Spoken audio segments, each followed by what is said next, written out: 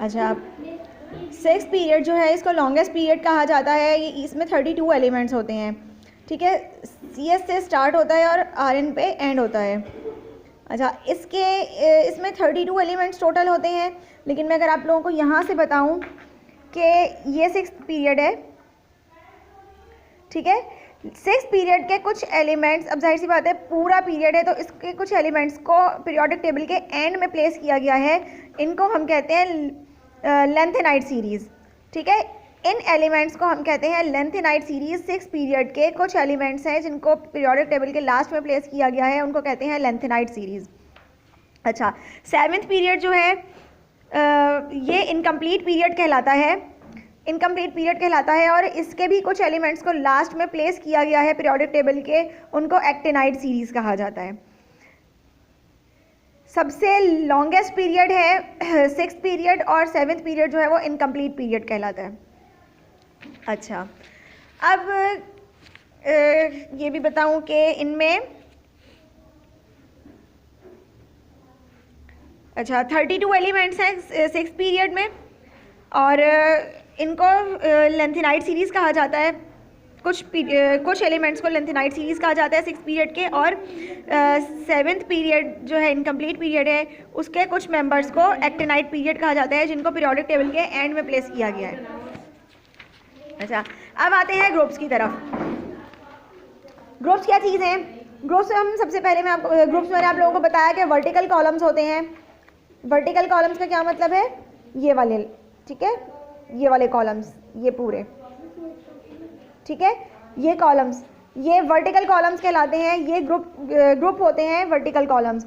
अच्छा, 8 बेसिकली यहाँ पे अगर मैं आपको बताऊँ कि कितने हैं, बेसिकली 8 ग्रुप्स हैं टोटल 8 ग्रुप्स हैं, लेकिन इनको फर्दर डिवाइड किया गया है। 8 ग्रुप्स को फर्दर डिवाइड किया गया है प्रॉपर्टीज़ की बेस पे, divide into A and B सब ग्रुप्स, ठीक है।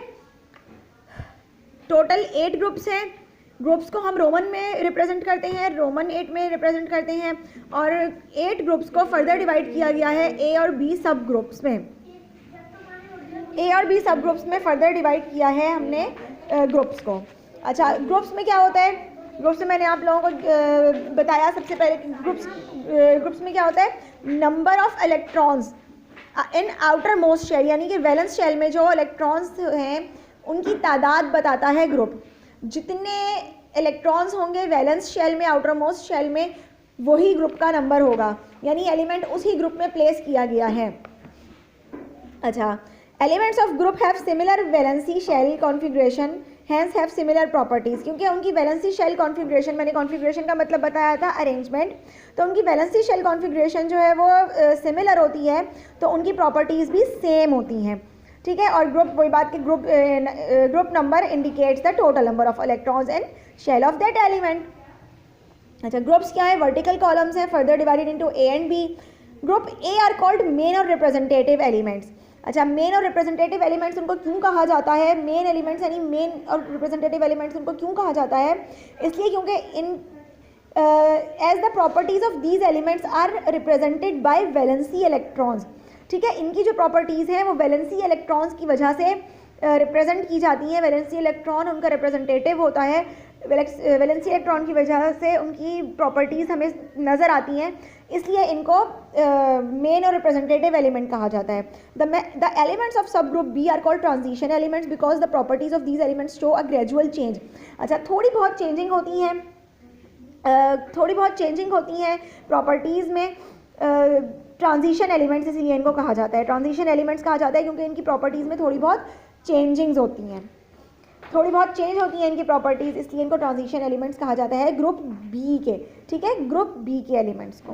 ग्रुप A के एलिमेंट्स जो हैं उनको हम क्या कहते हैं? ग्रुप A के एलिमेंट्स जो हैं वो अल्कली मेटल्स कहलाते हैं, या फिर लीथियम फैमिली कहलाती है। अल्कली मेटल्स या फिर lithium family. This group includes lithium, sodium, potassium, rubidium, cesium and francium.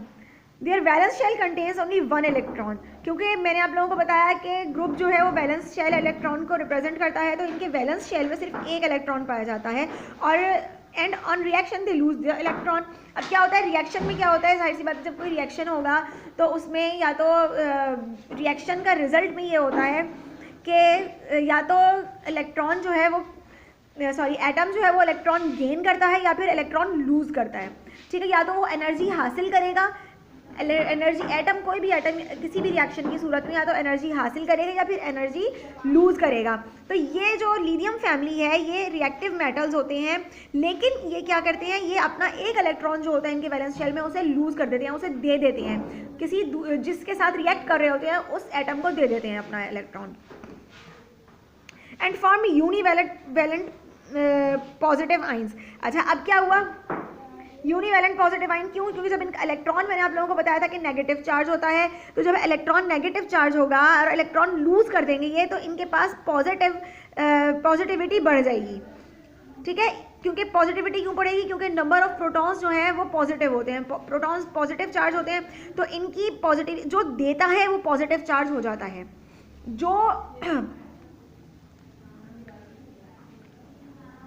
जो एटम इलेक्ट्रॉन लूज करता है वो पॉजिटिव चार्ज हो जाता है, और जो एटम इलेक्ट्रॉन गेन करता है वो नेगेटिव चार्ज हो जाता है, ठीक है।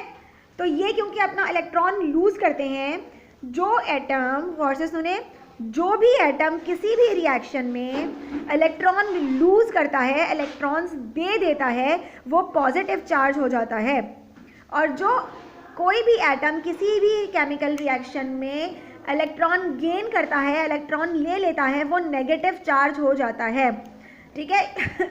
आप लोग सोचेंगे कि जो लेता है वो पॉजिटिव क्यों नहीं होता, ये जो देता है वो, इसकी कंफ्यूजन हो जाती है, इसलिए याद रखिएगा कि जो देता है वो पॉजिटिव चार्ज होता है, जो देता है वो पॉजिटिव चार्ज होता है, और जो लेता है वो नेगेटिव चार्ज होता है, ठीक है। जो लेता है वो नेगेटिव चार्ज होता है। तो ये वाली फैमिली जो है, ये जो ग्रुप है, ये अपना एक इलेक्ट्रॉन दे देते हैं, इसीलिए ये पॉजिटिव चार्ज हो जाते हैं, इसीलिए ये पॉजिटिव चार्ज हो जाते हैं, ठीक है। क्योंकि ये एक इलेक्ट्रॉन देते हैं इसलिए ये सिंगल पॉजिटिव चार्ज हो जाते हैं।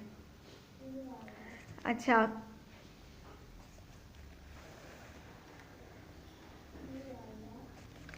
आगे क्या है, their atomic radii, atomic volumes, अच्छा यहाँ से बढ़ लीजिए ना, they are highly reactive metals with low melting points. अच्छा ये बहुत ज़्यादा रिएक्टिव है क्योंकि इनका वैलेंस शेल में सिर्फ एक ही इलेक्ट्रॉन होता है, तो इसलिए ये रिएक्शन बहुत जल्दी शो करते हैं, ठीक है। हाईली रिएक्टिव होते हैं, बहुत जल्दी ये कोई भी रिएक्शन शो करते हैं, और इनका मेल्टिंग पॉइंट बहुत लो होता है, ठीक है। मेल्टिंग पॉइंट बहुत लो होता है, बहुत जल्दी ये मेल्ट हो जाते हैं, ठीक है। एक चीज़ होती है डिज़ोल्व होना, डिज़ोल्व होना अलग चीज़ है, ये हो जाते हैं मेल्ट, यानी ये खुद बजाते खुद पिघल जाते हैं, ठीक है। बहुत इनका मेल्टिंग पॉइंट इनका लो है, और इनकी ये हाईली रिएक्टिव मेटल्स हैं, बहुत जल्दी रिएक्ट करते हैं किसी भी चीज़ के साथ। Their atomic radii, atomic radius किसे कहते हैं, आप लोगों ने अगर आप लोगों को रेडियस का पता होगा, मैथमेटिक्स की टर्म है ये तो, ठीक है। ये चीज़ रेडियस कहलाती है। सेंटर से किसी भी सर्कल के, ठीक है, कोई भी सर्कल होता है, उसके सेंटर से उसकी वॉल तक का फासला, कोई भी सर्कल होता है उसके सेंटर से वॉल तक का फासला रेडियस कहलाता है, ठीक है, रेडियस कहलाता है।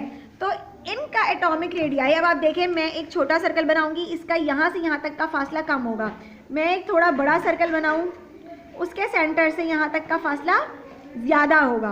तो ये क्या बता रही है, इनका एटॉमिक रेडियस, ठीक है, रेडियाई जो है रेडियस की जमा है। Atomic volumes, ionic radii increases from Li to Cs, ठीक है। अच्छा क्या चीज़ है, ये देखें, यहाँ पे देखें, Li से लेके और Cs तक, Li से लेके, ये ग्रुप है ना, ग्रुप 1 है, ये ग्रुप 1A है ये, तो इसमें Li से लेके और Cs तक ग्रेजुअली बढ़ रहा है क्या, इनका वॉल्यूम क्या चीज़ है, जो भी स्पेस ऑक्युपाई कर रहे हैं ये, ठीक है, जितनी जगह घेर रहे हैं, इनका वॉल्यूम बढ़ रहा है, इनका रेडियस बढ़ रहा है, ठीक है। और इनका आयोनिक रेडियस बढ़ रहा है, ठीक है, आयोनिक रेडियस बढ़ रहा है। Due to the addition of extra shell to each element and due to same reason the melting and boiling points decreases down. अच्छा, इसी वजह से इनका मेल्टिंग और मेल्टिंग पॉइंट और बॉइलिंग पॉइंट जो है वो बहुत लो होता है। They are called alkali metals because they form water soluble base such as NaOH and KOH। अच्छा, आप लोगों ने शायद नाम सुना हो एसिड, ठीक है। अब ये एक अलग टॉपिक स्टार्ट हो जाएगा, लेकिन आप लोगों को सिर्फ थोड़ा सा बताती चलूँ। एक होती है pH जो न्यूट्रल हो, अच्छा pH है 7 जो है वो न्यूट्रल pH होती है, ठीक है, जो सिर्फ वाटर की होती है, वाटर की न्यूट्रल pH होती है, इसलिए ये हमें नुकसान नहीं पहुंचाता। 7 से ज़्यादा जिसकी pH होगी वो एसिड कहलाएगा, तेज़ाब होता है, ठीक है, और 7 से लो जिनकी pH हो वो बेस कहलाते हैं या फिर अल्कलाई कहलाते हैं, ठीक है। अच्छा, बेस या फिर अल्कली, इनकी ये वाले जो मेटल्स हैं, ये वाले जो मेटल्स हैं, इनको अल्कली मेटल्स इसलिए कहा जाता है। अब मैं ये टॉपिक एक पूरा अलग टॉपिक है, मैंने आपको जस्ट बता दिया कि एक pH होती है जो 7 हो तो वो वाटर है, यानी न्यूट्रल होती है, ठीक है, बीच में होती है न्यूट्रल। अगर 7 से ज़्यादा किसी की pH होती है वो एसिड कहलाता है, और 7 से कम किसी की pH होती है तो वो बेस कहलाता है, अल्कली कहलाता है, ठीक है।